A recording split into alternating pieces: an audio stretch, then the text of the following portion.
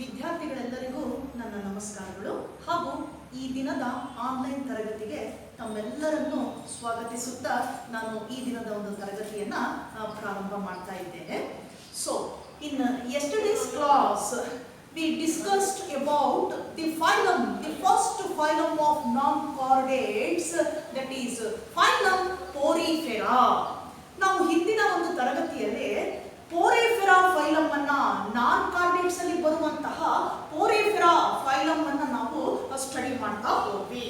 So in today's class we will discuss about the next phylum, that is phylum Coelenterata. So the phylum Coelenterata, also called as Cnidaria. ಯಾಕೆ ಇದನ್ನ ನೈಡೇರಿಯಾ ಅಂತ ಕರೀತೇವೆ? Coelenterata phylum ಏನಿದೆ, so that is the second phylum of non chordate group. The Coelenterata phylum also termed as ನೈಡೇರಿಯಾ ಅಂತ ಕರೀತೇವೆ because of the presence of a cnidoblast in those organisms belongs to that phylum Coelenterata. ಇಲ್ಲಿ ಈ ಗುಂಪಿನ ಒಂದು organisms ಅಲ್ಲಿ ಏನಾಗಿದೆ, presence of cnidoblast ಅಂತ ಕರೀತೇವೆ. So the cnidoblast is structure present at the mouth part of the body. So that the presence of neidoblast, hence the organisms named, that phylum named as, that is Cnidaria. ಹಾಗಾಗಿ ಅವುಗಳನ್ನ ನಾವು ಈ phylum ಅನ್ನ Coelenterata ಮತ್ತೆ ಅದಕ್ಕೆ ಪರ್ಯಾಯವಾಗಿ ನಾವು ನೈಡೇರಿಯಾ ಅಂತ ಹೇಳ್ಬಿಟ್ಟು ಕರೀತಾ ಇದ್ದೇವೆ ಈ ಫೈಲಮ್ ಅನ್ನ. ನಾವು let me study the general characters of phylum Coelenterata or Cnidaria one by one. So ಒಂದೊಂದಾಗಿ ನಾವು ಜನರಲ್ ಕ್ಯಾರೆಕ್ಟರ್ಸ್ ಅನ್ನ ನಾವು ಸ್ಟಡಿ ಮಾಡ್ತಾ ಹೋಗೋಣ. So the phylum Coelenterata so includes organisms those who have the nidoblast, hence the phylum named as Cnidaria. So coming to the general characters, the first character of this phylum, so majority of organisms are marine, freshwater, marine and freshwater forms. ಇಲ್ಲೇನಾಗಿದೆ, ಈ ಗುಂಪಿನಲ್ಲಿ ಬರ್ತಕ್ಕಂತಹ ಒಂದು organisms ಏನಿದೆ, majority of them are marine forms and few R the fresh water forms. ಇದರಲ್ಲಿ ಬರುವಂತಹ organisms ಹೆಚ್ಚಾಗಿ ಸಮುದ್ರದಲ್ಲಿ ಕಂಡು ಬರುತ್ತೆ. ಮೆರೈನ್ ಅಂದ್ರೆ ಗಡಸು ನೀರು, ಸಮುದ್ರ, ಸಾಗರದಲ್ಲಿ ಕಂಡು ಬರುವಂತದ್ದು. ಕೆಲವು ಸ್ಪೀಶೀಸ್ ಮಾತ್ರ ಫ್ರೆಶ್ ವಾಟರ್ ಅಲ್ಲಿ ಬರುವಂತದ್ದು. ಇದು ಒಂದನೇ ಪಾಯಿಂಟ್ ಹೇಳಬೇಕು ನಾವು, ದಟ್ ಈಸ್ ಹ್ಯಾಬಿಟ್ಯಾಟ್ ಅಂತ ಕರೀತೇವೆ. Habitat, so they found in marine and as well as fresh water. So ಎರಡರಲ್ಲೂ ಕಂಡು ಬರುತ್ತೆ ಈ ಒಂದು species. Then coming to the second point, second general character of this phylum. So the organism body has a cavity at inside or center part of the body. That cavity is called gastrovascular cavity. That cavity is called gastrovascular cavity. So that cavity present at the center part of the body, then it extends and opens externally through an opening that is nothing but a mouth. ಇಲ್ಲೇನಾಗಿದೆ, ಈ ಗುಂಪಿನಲ್ಲಿ ಬರ್ತಕ್ಕಂತಹ species ಅಲ್ಲಿ ದೇಹದ ಒಳಭಾಗದಲ್ಲಿ ಒಂದು cavity ಇದೆ. So ಅದರ ದೇಹದ ಒಂದು ಒಳಭಾಗದಲ್ಲಿ ಏನಿದೆ, ಈ ತರ ಒಂದು ಕ್ಯಾವಿಟಿ ಇದೆ. ಇದನ್ನ ನಾವು ಗ್ಯಾಸ್ಟ್ರೋವ್ಯಾಸ್ಕ್ಯುಲರ್ ಕ್ಯಾವಿಟಿ ಅಂತ ಕರೀತೇವೆ. ಈ ಒಂದು ಕ್ಯಾವಿಟಿ ಮುಂದುವರೆದು ಈ ಒಂದು ಮೌತ್ ಭಾಗಕ್ಕೆ ಏನಾಗುತ್ತೆ, ಬಂದು ಓಪನ್ ಆಗುತ್ತೆ. ಮುಂದುವರೆದೇನಾಗಿದೆ, ಹೊರಭಾಗದಲ್ಲಿ ಓಪನ್ ಆಗುತ್ತೆ. ಆ ಓಪನ್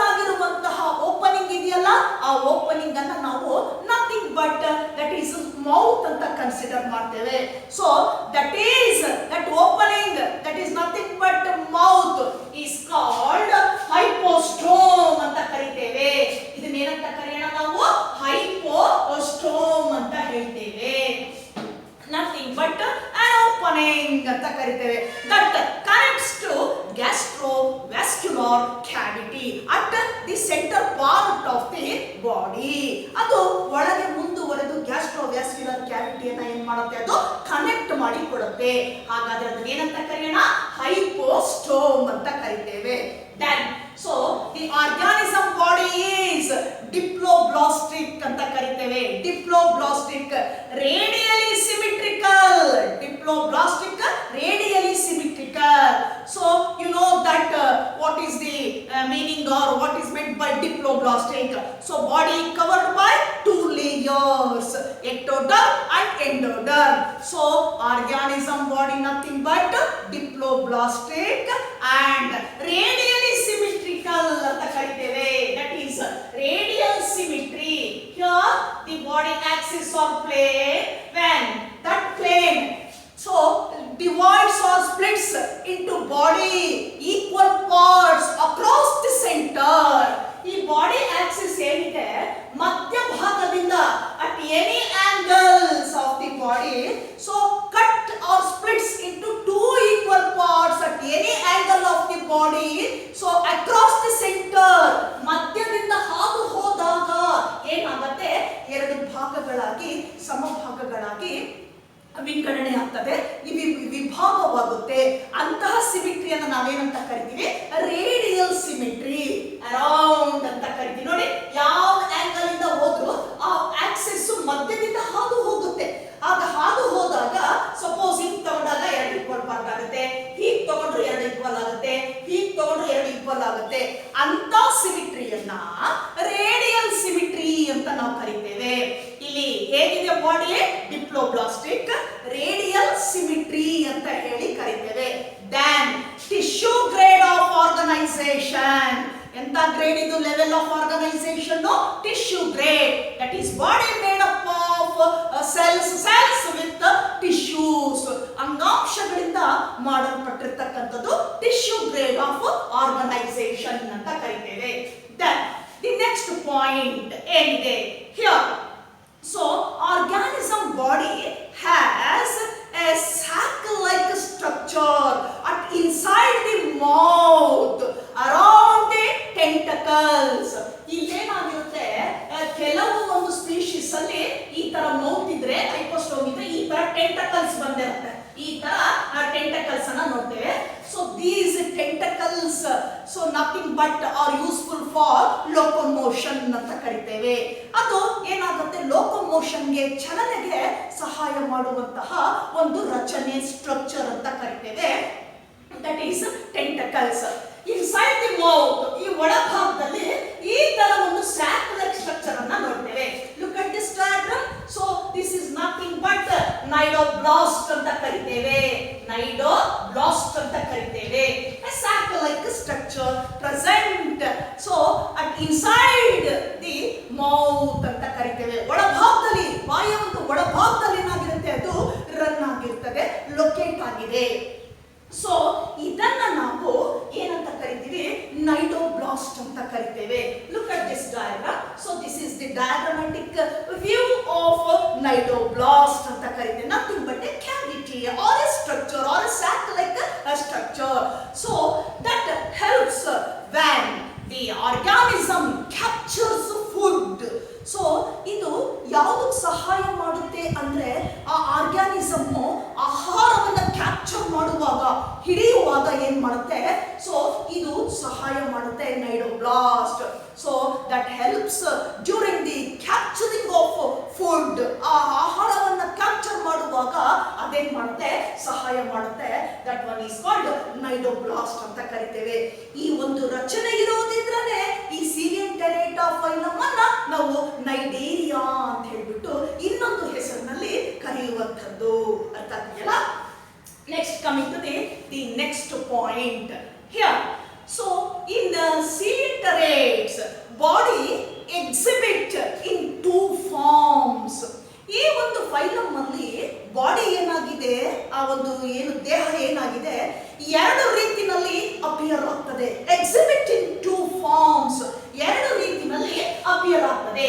ಯಾವ್ಯಾವುದು ಅಂದಾಗ, so one that is a cylindrical shaped ಈ ಟೈಪ್ ಬರುವಂತದ್ದು first one. Then second one is so that one is umbrella shape. ಈ ತರ ಬರುವಂತದ್ದು. Look at this. So one is ಏನಂತ ಕರಿತೇವೆ, that is cylindrical or sac shaped structure. Another one is umbrella like structure. ಈ ತರ ಕಾಣಿಸ್ತಾ ಇರ್ತದೆ. So ಈ ನೈಡೇರಿಯಾದಲ್ಲಿ ಏನಾಗಿದೆ, ಏನು ಬರುವಂತಹ ಸ್ಪೀಶೀಸ್ ಇದೆ ಅದರ ಬಾಡಿ ಎರಡು ಆಕಾರದಲ್ಲಿ ಎಕ್ಸಿಬಿಟ್ ಆಗ್ತದೆ. ಒಂದು ಈ ಟೈಪ್ ಕಾಣಿಸುತ್ತೆ, ಸ್ಯಾಕ್ ಆರ್ ಸಿಲಿಂಡ್ರಿಕಲ್ ಶೇಪ್ ಅಂತ ಕರಿತೇವೆ. So this type of body is called polyp ಅಂತ ಕರಿತೇವೆ. ಈ ತರ ಉದ್ದವಾಗಿತ್ತು ಅಂದ್ರೆ ಪಾಲಿಪ್ ಅಂತ ಹೇಳ್ತೀವಿ. ಈ ತರ ಅಂಬ್ರೆಲಾ ಟೈಪ್ ಅಗಲವಾಗಿತ್ತು ಅಂದ್ರೆ ದಿಸ್ ಈಸ್ ಕಾಲ್ಡ್ ಮೆಡುಸಾ ಅಂತ ಹೇಳ್ತೇವೆ. ಇದನ್ನೇನಂತ ಕರಿತೀವಿ ನಾವು, ಮೆಡುಸಾ ಅಂತ ಕರಿತೇವೆ. So in species of Coelianterata, body can exhibit in two forms. So one is polyp, second one is a medusa. So here, so when coming to the reproduction stage, so reproduction takes place by asexual and sexual type. So asexual exhibit through the appearance of, that is the medusa anta kariteve. Then medusa exhibit in the form of polyp during sexual reproduction.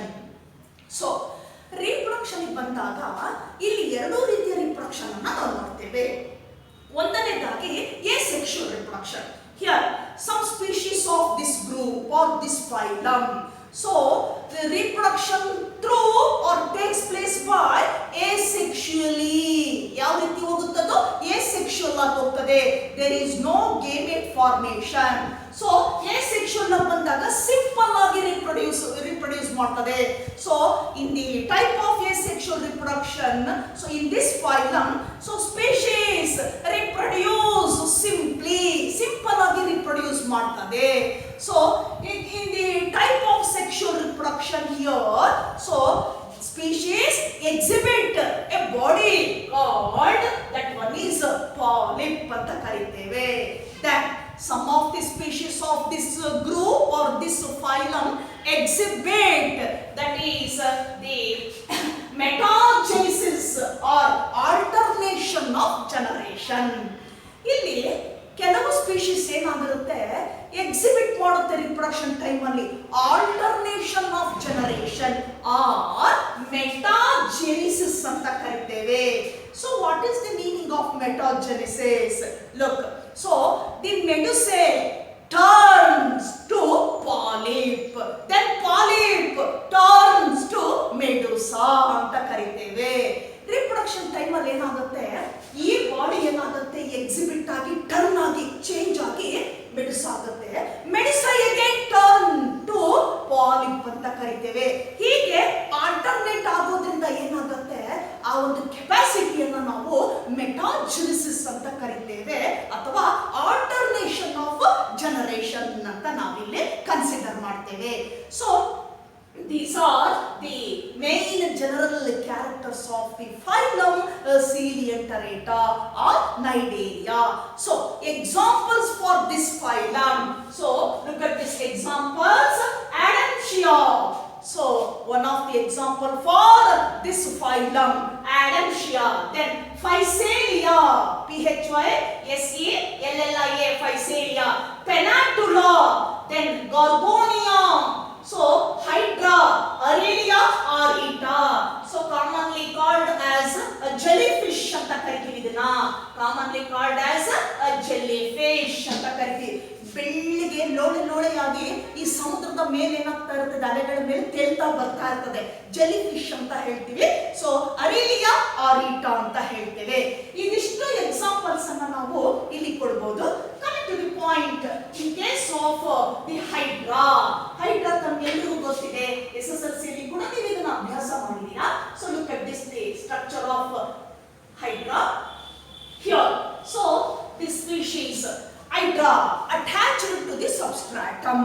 ಅದ್ರ movement ಹೆಂಗಿದೆ ಅಂದ್ರೆ ಒಂದೇ ಕಡೆಗೆ fix ಆಗಿರ್ತದೆ, attach ಆಗಿರ್ತದೆ.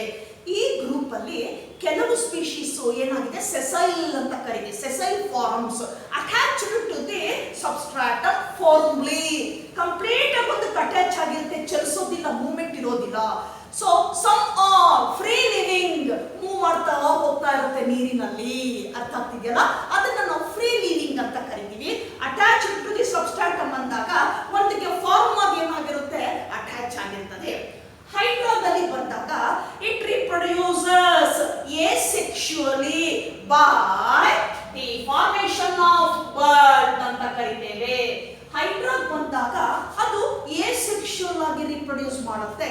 ಅಲ್ಲೇನಾಗುತ್ತೆ during the type of reproduction ಹೊರಭಾಗದಲ್ಲಿ ಒಂದು outgrowth ಬರುತ್ತೆ, ಈ ತರ ಒಂದು ಎಕ್ಸ್ಟ್ರಾ ಗ್ರೋತ್ ಬರುತ್ತೆ. ದಿಸ್ ಈಸ್ ಕಾಲ್ಡ್ ಬಡ್ ಅಂತ ಕರಿತೇವೆ. Later, this bud detached from the parental body and developed into a new body. So that type of reproduction, asexual reproduction, is called budding ಅಂತ ಕರಿತೇವೆ. ಅಂತಹ ಒಂದು ವಿಧಾನವನ್ನ ಬಡ್ಡಿಂಗ್ ಅಂತ ಕರಿತೀವಿ. ಇದೇ ಗ್ರೂಪಿನಲ್ಲಿ ಬರುವಂತಹ ಹೈಡ್ರಾ ಆರ್ಗ್ಯಾನಿಸಮ್ ಅಲ್ಲಿ ನಾವು ನೋಡ್ತಾ ಹೋಗ್ತೇವೆ. So these are the general characters of the phylum Coelenterata. ಇದಿಷ್ಟು ನಾವು ಜನರಲ್ ಕ್ಯಾರೆಕ್ಟರ್ಸ್ ಆಗಿ ನೋಡ್ತೀವಿ ಫೈಲಮ್ Coelenterata. ಆರ್ ಏನಂತ ಹೇಳ್ತೇವೆ ನೈಡೇರಿಯಾ ಅಂತ ಕರಿತೇವೆ. ಎಲ್ಲಿರುತ್ತೆ ಇದು? ಮೆರೈನ್ ಫಾರ್ಮ್ ಹೌದು, ಫ್ರೆಶ್ ವಾಟರ್ ಹೌದು. ಬಾಡಿ ಹೇಗಿದೆ? ಡಿಪ್ಲೋಬ್ಲಾಸ್ಟಿಕ್ ಅಂಡ್ ರೇಡಿಯಲ್ ಸಿಮಿಟ್ರಿ ಅಂತ ಕರಿತೇವೆ. ದೆನ್ ಪ್ರೆಸೆನ್ಸ್ ಆಫ್ ನೈಡೋಬ್ಲಾಸ್ಟ್ ಅದಿರೋದ್ರಿಂದನೇ ನಾವೇನಂತ ಕರ್ದ್ವಿ? ನೈಡೇರಿಯಾ ಅಂತ ಕರ್ದ್ವಿ. Then presence of gastrovascular cavity at the centre part of the body. So ಇದು ಒಂದು ಇಂಪಾರ್ಟೆಂಟ್ ಕ್ಯಾರೆಕ್ಟರ್. ದೆನ್ ನೆಕ್ಸ್ಟ್ ಬಂದಾಗ body exhibit in two forms, polyp and medusa ಅಂತ ಕರಿತೇವೆ. Then reproduction, coming to the reproduction. So here both sexual and asexual reproduction takes place in organisms belongs to this phylum. Examples ಕೊಟ್ವಿ.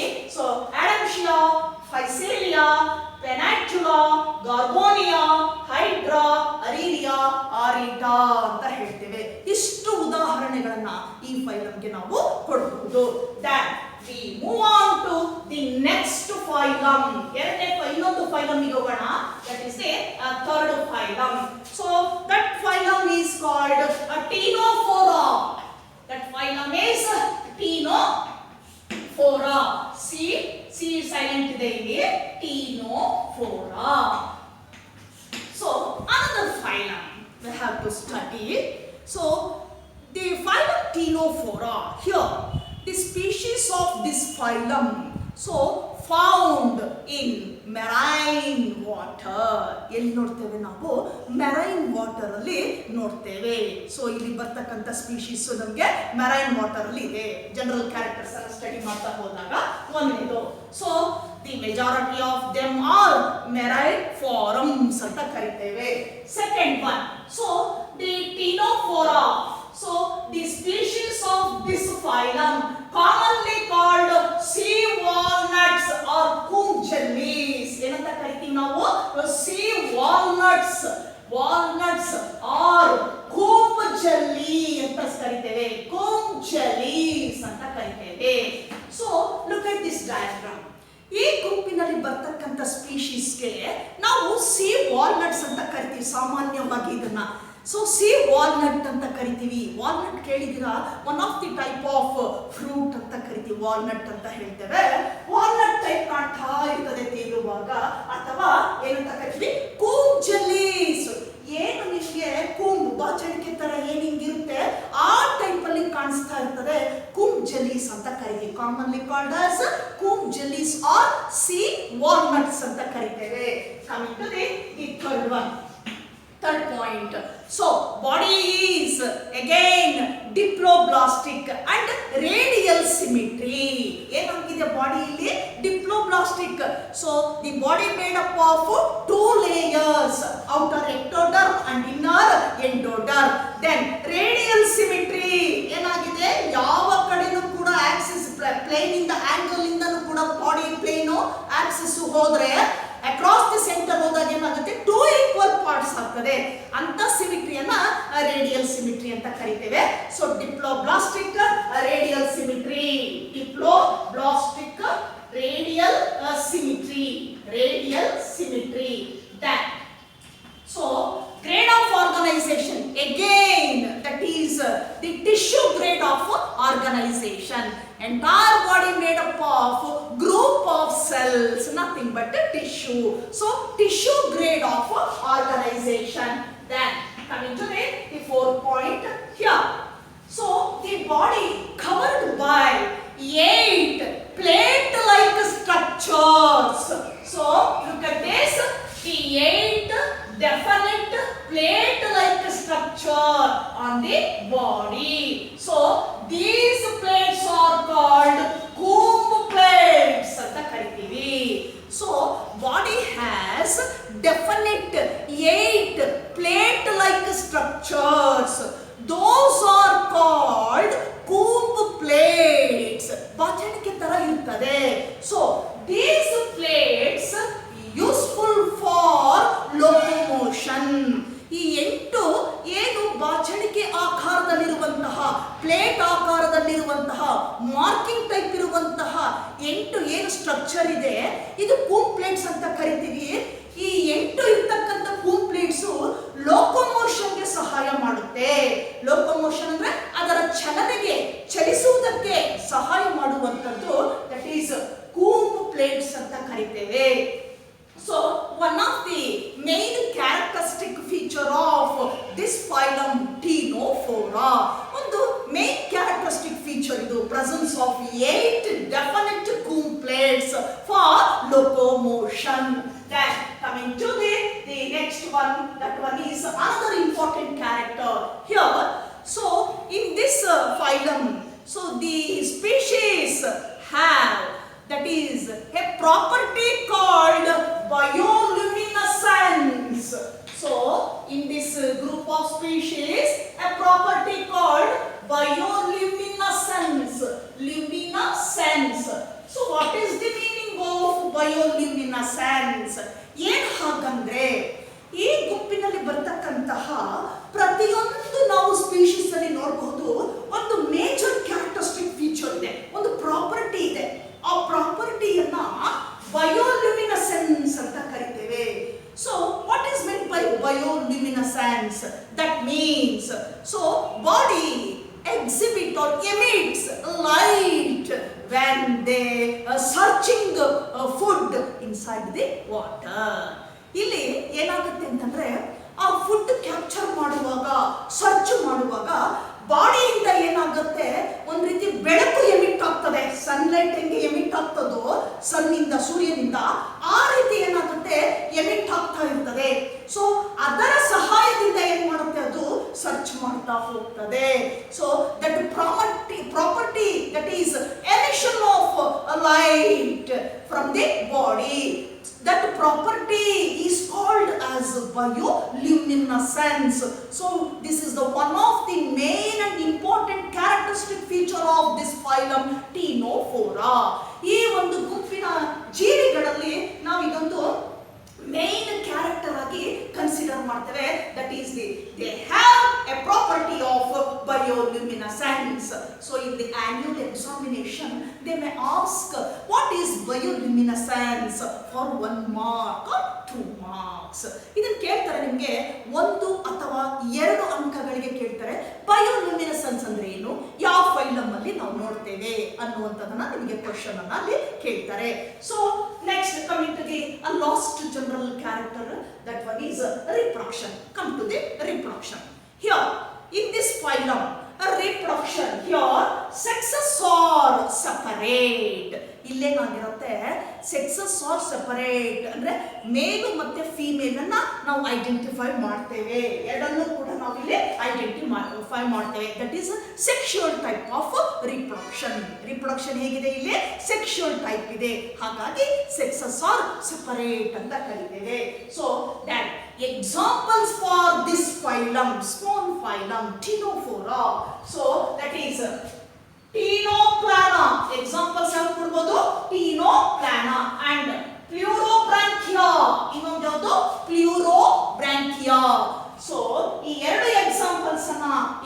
ನೋಡ್ಬೋದು ನಾವು ಟೀನೋಫೋರಾಗೆ ಒಂದು small phylum ಇದು that includes minimum number of species ಅಂತ ಕರಿತೇವೆ.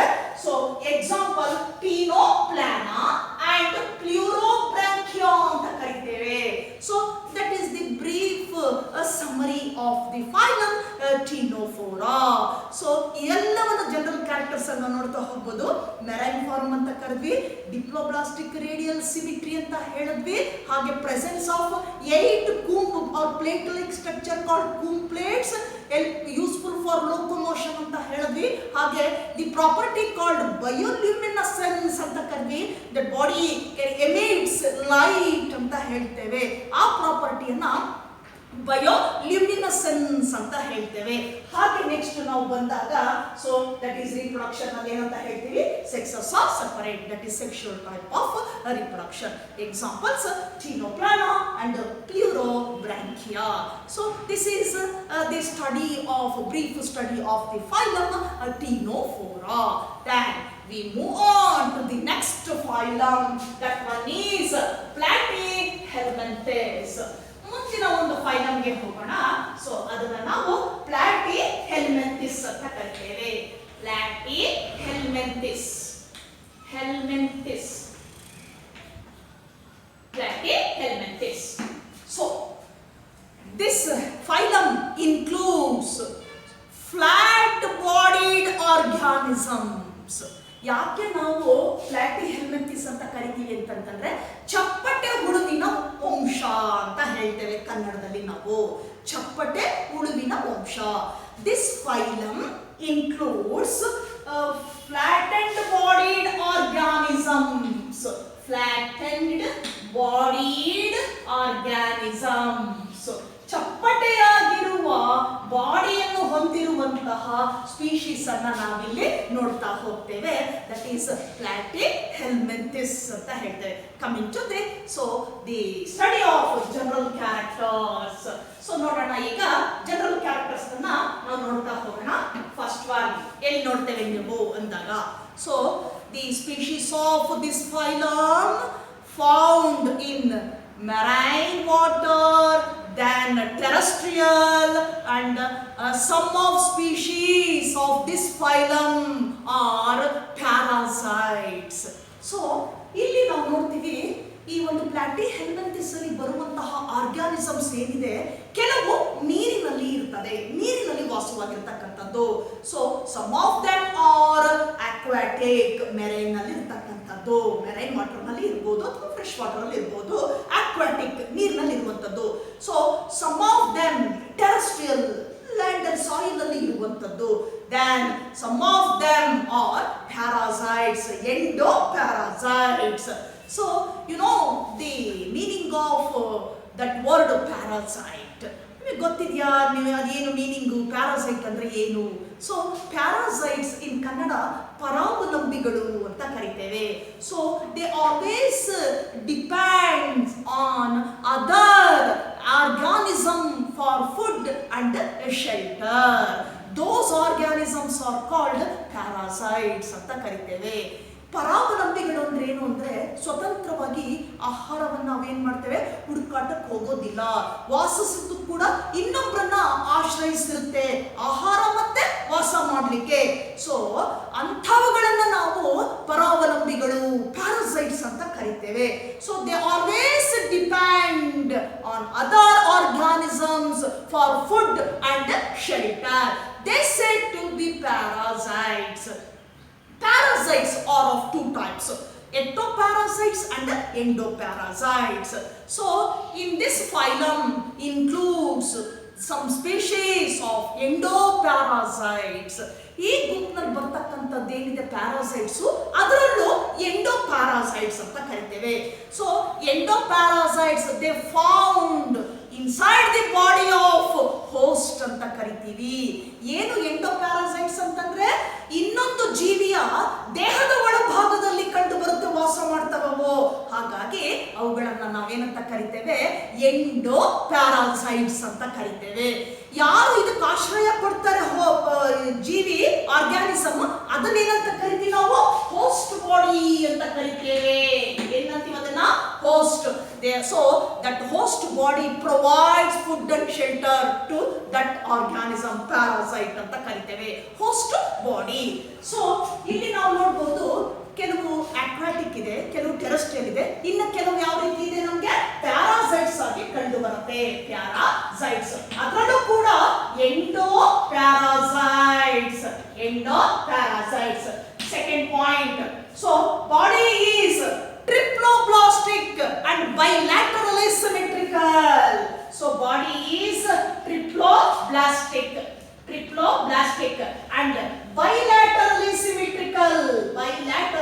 symmetrical. So what is meant by triploblastic? ನಾವು ಈಗ ಎರಡು ಫೈಲ್ ಓದಿದ್ವಿ, ಡಿಪ್ಲೋಬ್ಲಾಸ್ಟಿಕ್ ಅಂತ ಕರೆದ್ವಿ. Here body is triploblastic. That means body has 3 layers, or made up of 3 layers. Endo, in between this, that is mesoderm ಅಂತ ಕರಿತೇವೆ, triploblastic. Then bilaterally symmetrical. Here the body splits into 2 equal parts or halves when the body plane across longitudinally. ಹೇಗಾಗಿರುತ್ತೆ? Cut longitudinally ಹೀಗೆ ಹೋಗುತ್ತೆ, ಮೇಲಿನಿಂದ ಕೆಳಗೆ ಬರುತ್ತೆ. ಆಗ ಬಂದಾಗ 2 ಈಕ್ವಲ್ ಪಾರ್ಟ್ ಆಗ್ತದೆ. ಇಂಥ ಸಿಮಿಟ್ರಿಯನ್ನ ಬೈಲ್ಯಾಟರಲ್ ಸಿಮಿಟ್ರಿ ಅಂತ ಕರಿತೇವೆ. ಬೈಲ್ಯಾಟರಲ್ ಸಿಮಿಟ್ರಿ ಹ್ಯೂಮನ್ ಬೀಯಿಂಗ್ಸ್ ಅಷ್ಟೇ. ಬೈಲ್ಯಾಟರಲ್ ಸಿಮಿಟ್ರಿ ನಮಗೆ ಇಲ್ಲಿಂದ ಮೇಲ್ಭಾಗದಿಂದ ಲಾಂಗಿಟ್ಯೂಡಿನಲ್ ನಾವು ತಗೊಂಡು ಹೋದಾಗ ಬಾಡಿ ಪ್ಲೇನ್ ತಗೊಂಡು ಹೋದಾಗ ಏನಾಗುತ್ತೆ, 2 ಈಕ್ವಲ್ ಪಾರ್ಟ್ಸ್ ಆಗ್ತದೆ. ಅದನ್ನ ನಾವೇನಂತ ಕರಿತೀವಿ? ಬೈಲ್ಯಾಟರಲ್ symmetry. Here so body is triploblastic and bilaterally asymmetrical ಅಂತ ಕರಿತೇವೆ. Then acoelomates. So what is the meaning of acoelomates? You know that the coelom, I told you earlier the fundamental aspects of the same this phylum. So coelom nothing but a cavity or space between body wall and gut wall. Coelom andre cavity or space between body wall and gut wall, that is alimentary canal anta kariteve, lined by mesoderm. ಇಲ್ಲಿ acoelomate ಅಂತ ಕರಿತೇವೆ. A means absent. So here there is no space or cavity at inside the body. So acoelomates ಅಂತ ಕರಿತೇವೆ. Body is acoelomate. Then organ grade of organization. Level of organization ಗೆ ಬಂದಾಗ ಅಲ್ಲಿ ನೋಡಿದ್ವಿ body made up of cells only. So ಈ ಎರಡು phylum ಅಲ್ಲಿ ನೋಡಿದ್ವಿ, that is a tissue grade group of cells. Here in this phylum, that is organ grade of organization ಅಂದಾಗ so body with well developed organs ಅಂತ ಕರಿತೇವೆ. ಒಳಗಡೆ ಏನಿದೆ? Organs ಇದೆ, ಸೆಲ್ಸ್ ಇದೆ, ಟಿಶ್ಯೂಸ್ ಇದೆ, ಮತ್ತೆ ಆರ್ಗನ್ಸ್ ಇದೆ. ಹಾಗಾಗಿ ಏನಂತ ಕೊಡೋಣ ಲೆವೆಲ್ ಅನ್ನ ನಾವು ಆರ್ಗನೈಸೇಷನ್ಗೆ? That is organ grade, organ level of organisation ಅಂತ ಕರಿತೇವೆ. ಸೊ ಇದು ನೆಕ್ಸ್ಟ್ ಪಾಯಿಂಟ್ ಆಯ್ತು. That coming to the next point, that one is so the excretory organs, nothing but excretory organs. So here the waste of the body removed through a special type of cells called flame cells. ಇಲ್ಲೇನಾಗುತ್ತೆ ಬಾಡಿನಲ್ಲಿ? So ಏನು waste products ಇದೆ ಬಾಡಿನಲ್ಲಿ ಉಳಿದಂತಹ ಒಂದು waste ಏನಿದೆ, so that waste so expels out, ಏನಾಗುತ್ತೆ ಹೊರಗಡೆ ಹೋಗಬೇಕು, or remove out through a special type of cells or by a special type of cells called flame cells. ಇಲ್ಲಿ ಆ ತ್ಯಾಜ್ಯ ವಸ್ತುವನ್ನು ಹೊರಹಾಕಲಿಕ್ಕೆ ಒಂದು ವಿಶೇಷವಾದ ಜೀವಕೋಶಗಳಿದ್ದಾವೆ, ಅದನ್ನ ನಾವು ಫ್ಲೇಮ್ ಸೆಲ್ಸ್ ಅಂತ ಕರಿತೇವೆ. So flame cells serve as on excretory organs. ಯಾವ ರೀತಿ ಸರ್ವ್ ಮಾಡುತ್ತದು ಫ್ಲೇಮ್ ಸೆಲ್ಸ್? ಇಲ್ಲಿ ತ್ಯಾಜ್ಯ ವಸ್ತು ಹೊರಗೆ ಹಾಕೋದ್ರಿಂದ ಎಕ್ಸ್ಕ್ರೀಟರಿ ಆರ್ಗನ್ ಆಗಿ ಸರ್ವ್ ಮಾಡ್ತಾ ಹೋಗುತ್ತೆ flame cells. So one of the main characteristic feature of this phylum, that is presence of flame cells and serve as an excretory organs, that is flame cells anta kariteve. Then coming to the next one, a reproduction. Here sexes are not separate. Both male and female sexual organs or sex organs present in the same body, that is bisexual condition or hermaphrodites ಅಂತ ಹೇಳ್ತೇವೆ. ಇಲ್ಲೇನಾಗಿರುತ್ತೆ, ಮೇಲು ಮತ್ತೆ female ಎರಡು ಸಂತಾನಾಭಿವೃದ್ಧಿ ಅಂಗಗಳು ಒಂದೇ ಬಾಡಿನಲ್ಲಿರುತ್ತೆ, ಒಂದೇ parental body ಇರ್ತದೆ. ಅಂತ ಕಂಡೀಷನ್ ಅನ್ನ ಬೈಸೆಕ್ಷುವಲ್ ಕಂಡೀಷನ್ ಅಂತ ಕರಿತೇವೆ. ಆರ್ ಇನ್ನೊಂದೇನು ಹೇಳ್ಬೋದು, ಸ್ಪೆಷಲಿ ಟರ್ಮ್ಡ್ ಆಸ್ hermaphrodites ಅಂತ ಕರಿತೇವೆ. hermaphrodites ಆರ್ bisexual condition. Then some of the species of this phylum have a special type of mechanism called, that one is regeneration capacity. That is regeneration capacity. So that is, what is the meaning of regeneration capacity? ಈ ಗುಂಪಿನಲ್ಲಿ ಕೆಲವು species ಏನು ಹೊಂದಿದೆ, regeneration ಕೆಪಾಸಿಟಿಯನ್ನು ಹೊಂದಿದೆ. ಆ ಒಂದು ಇದನ್ನ ಹೊಂದಿದೆ, ಅದು ಒಂದು ಆ ಒಂದು ಇದನ್ನು ಯಾವುದು ಎನರ್ಜಿಯನ್ನ ಅಥವಾ ಆ ರೀತಿಯಾಗಿರ್ತಕ್ಕಂಥ ಸಾಮರ್ಥ್ಯವನ್ನು ಹೊಂದಿದೆ, regeneration capacity. So that means here, so in those species the body segment or the any part of the body cuts and develops into a new organism through a single part of the body. ಅಲ್ಲೇನಾಗುತ್ತೆ regeneration ಅಂದಾಗ, ಆ ಒಂದು ಬಾಡಿನಲ್ಲಿರ್ತಕ್ಕಂಥ ಯಾವುದಾದರೂ ಒಂದು ಭಾಗ, ಒಂದು single part ಏನಾಗುತ್ತೆ, ಕಟ್ ಆಗುತ್ತೆ. ಕಟ್ ಆಗ್ಬಿಟ್ಟು ಏನಾಗುತ್ತೆ, ಅದು ಹೊಸ ಒಂದು ಆರ್ಗ್ಯಾನಿಸಮ್ ಬಾಡಿಯಾಗಿ ಏನಾಗುತ್ತೆ, ಡೆವಲಪ್ ಆಗ್ತದೆ. ಅಂತ ಕೆಪಾಸಿಟಿಯನ್ನ ನಾವೇನಂತ ಕರಿತೀವಿ, ರೀಜನರೇಷನ್ ಕೆಪಾಸಿಟಿ ಅಂತ ಕರಿತೇವೆ. ಅದನ್ನ ನಾವು ರೀಜನರೇಷನ್ ಕೆಪಾಸಿಟಿ. ಇಂಥ ಕೆಪಾಸಿಟಿ ಇರ್ತಕ್ಕಂಥ ಈ ಗ್ರೂಪ್ನಲ್ಲಿ ಬರ್ತಕ್ಕಂಥ ಒಂದು ಬ್ಯೂಟಿಫುಲ್ ಎಕ್ಸಾಂಪಲ್ ಅಂದ್ರೆ that one is Planaria. So it has the capacity of regeneration. ಬಾಡಿಯ ಯಾವುದಾದ್ರೂ ಒಂದು ಭಾಗ ಕಟ್ಟಾದ್ರೂ ಸಾಕು, ಅದೇನಾಗುತ್ತೆ, ಮುಂದುವರೆದು ಹೊಸ ಆರ್ಗ್ಯಾನಿಸಮ್ ಬಾಡಿಯಾಗಿ ಡೆವಲಪ್ ಆಗ್ತದೆ.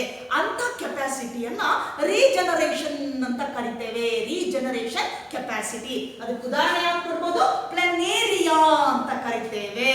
So this is one of the beautiful example for regeneration capacity of this phylum.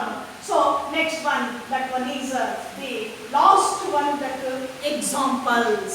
ಹಾಗಾದ್ರೆ ನಾವು ಏನು ಎಕ್ಸಾಂಪಲ್ಸ್ ಕೊಡ್ಬೋದು, ಪ್ಯಾರಾಸೈಟ್ಸ್ ಬಂದಾಗ ನಾವು ನೋಡ್ತೇವೆ ಟೇಪ್ ವರ್ಮ್. ನೀವೆಲ್ಲ ಕೇಳಿದಿರಲ್ವಾ, ಟೇಪ್ ವರ್ಮ್ ಅಂತ ಕರಿತೀವಿ, ಲಾಡಿ ಹುಳು ಅಂತ ಹೇಳ್ಬಿಟ್ಟು ಕರಿತೇವೆ.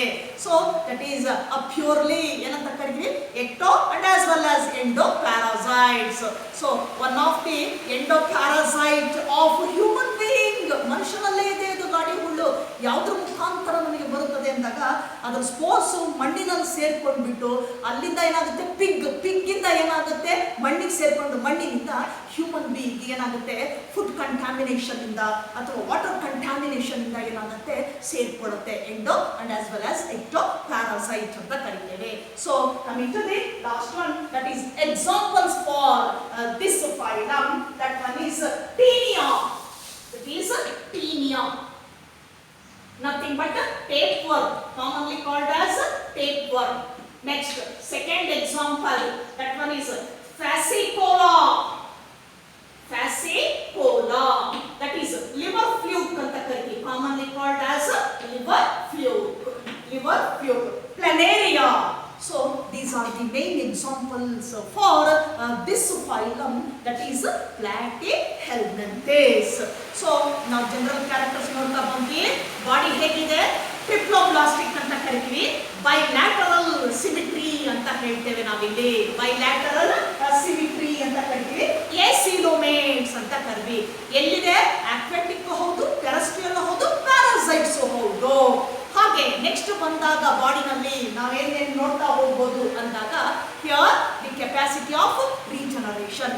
then the presence of flame cells ಅಂತ ಕರಿತೇವೆ. Presence of flame cells. So they serve as an excretory organs, remove the waste products from the body. Flame cells ಅಂತ ಹೇಳ್ತೇವೆ. ಹಾಗೆ parasites ಬಂದಾಗ so they depends on host body, then they suck the nutrients and the digested food through the help of suckers. Through the help of suckers. Suckers.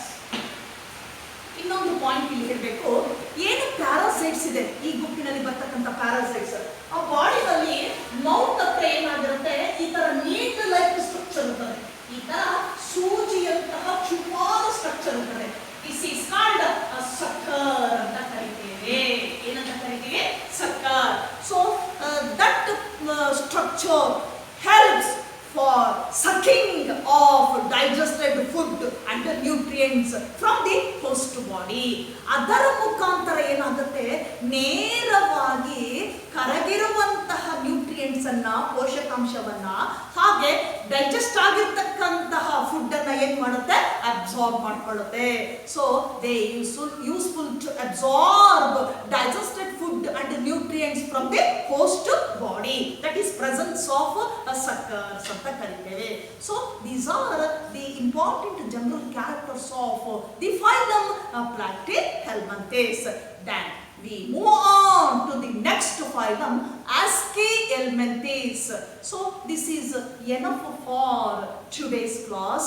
Then I will take up the Aschelminthes phylum in the next class. Till then, goodbye.